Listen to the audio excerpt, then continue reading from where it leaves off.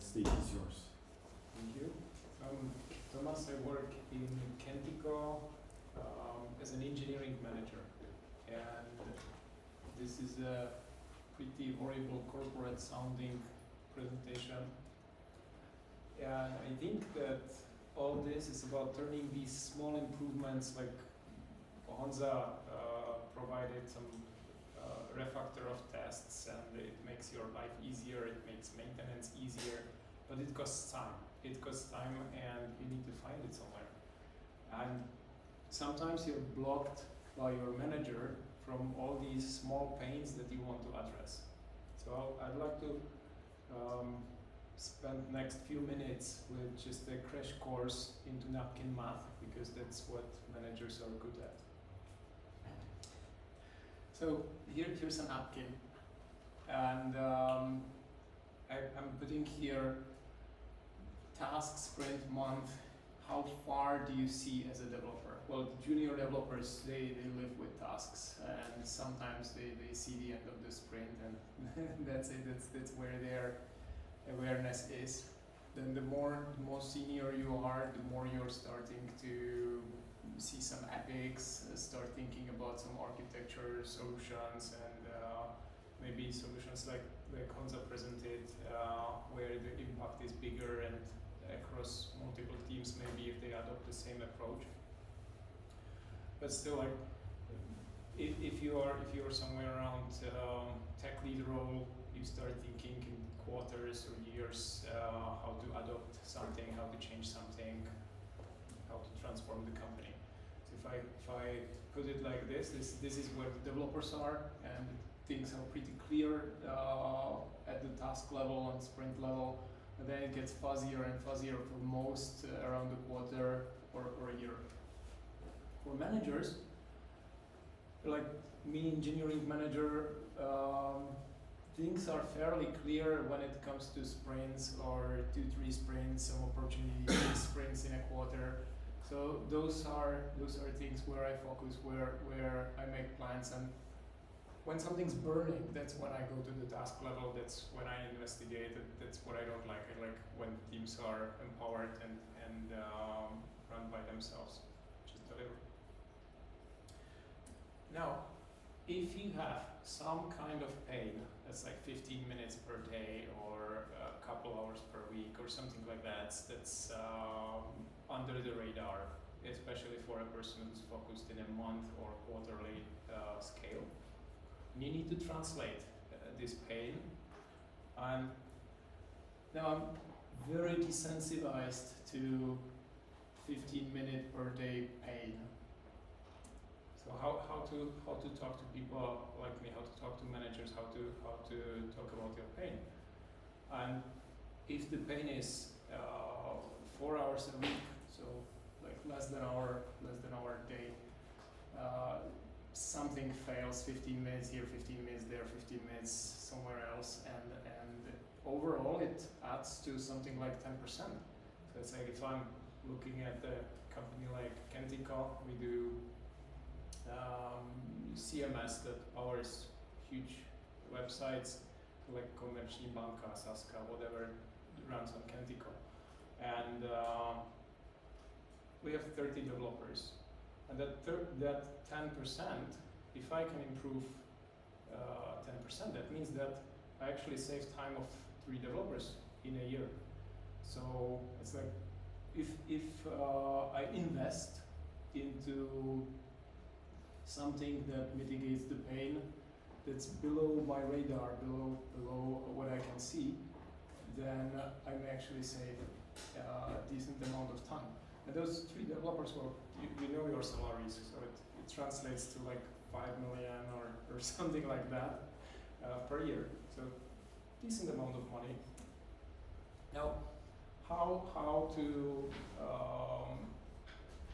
create something that catches an attention of a manager and they start acting. Usually it's a big number, those millions. So you can calculate it by addressing the reach. So that's usually people. What's the audience of this pain that you're thinking about, those 15 minutes here and there. So it may affect a couple of developers, it may affect a couple of developers in all the teams. It may affect people every time they run a pipeline, so maybe 3-4 times a day, something like that. And the impact may be how much focus do you lose if you have flaky tests, or if you need to deal with some dependencies, or maybe long-running pipelines, or cross-team communication, whatever that is. It may be the impact where you lose some focus.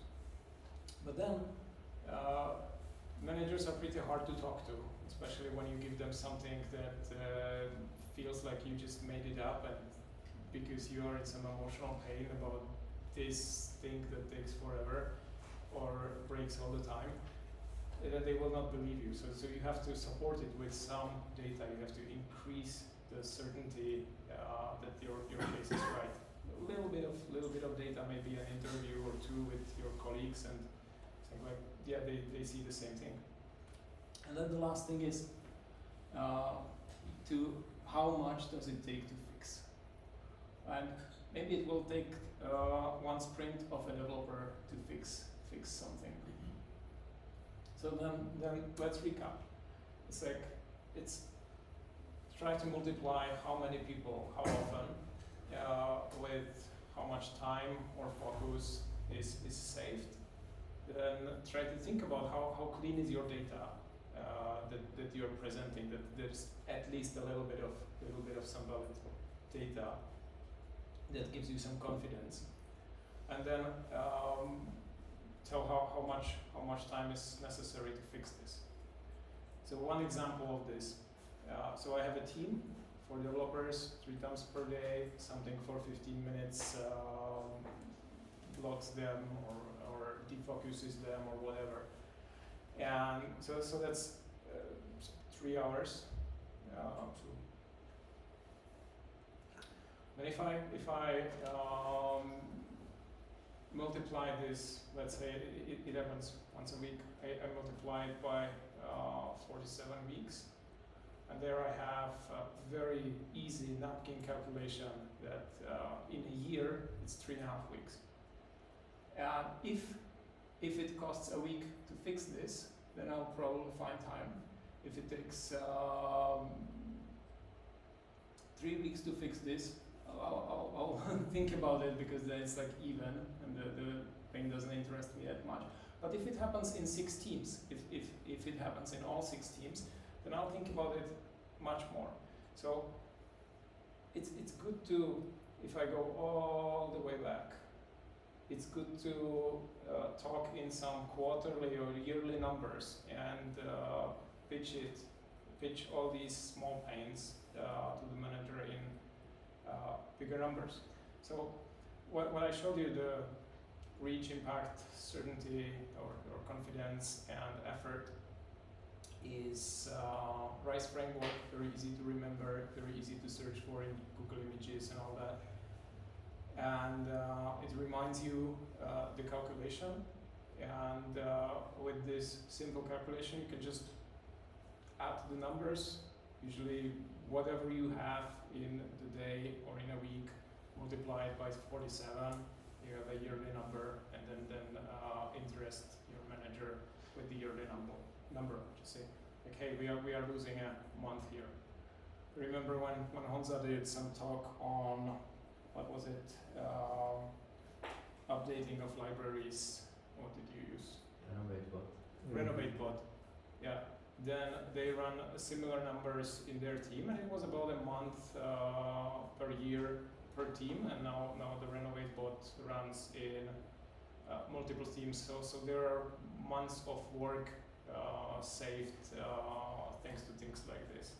So it's like, if you don't like some mundane work, some pain that's below the radar, just multiply the numbers to the year level, and then it gets attention of the manager, and then they do their work. They find time for anything that looks like a good return on investment. So that's it. Hopefully I inspired you. I maybe opened your thinking to the multiplying some numbers on a napkin. Sometimes it's all it takes. Thank you.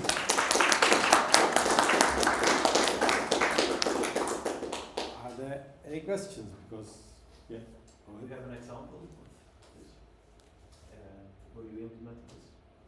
Yeah, absolutely. It's like right now we are dealing with flaky tests, and we are thinking about rewriting them, calculating ROI, and calculating how much time is lost thanks to these flaky tests. And Honza calculated updating of the libraries. Things like this, they are very easy to pass when you have a number for a manager. Cool. Any other questions? Because most of people here are developers and Exactly. It's not a question, but if you have fitness function, as you described, you can easily use it to monitor your progress when you do improvement, and you can stop the initiative in the correct time when there is no reason to invest another bunch of money or time to do something because of 5% improvement or something like this. Yes. This is the framework once more, and this is how you can then think about things like this, where you may have this is just some random table from the internet. I'm not showing my actual Excel sheets, but this may be how these optimizations compete. So it's like if you have a couple of optimizations, you see which one has highest return on investment. And if you don't bring yours, then it will not be part of the selection. great. If there are no more questions, I think that we are done. Thanks again.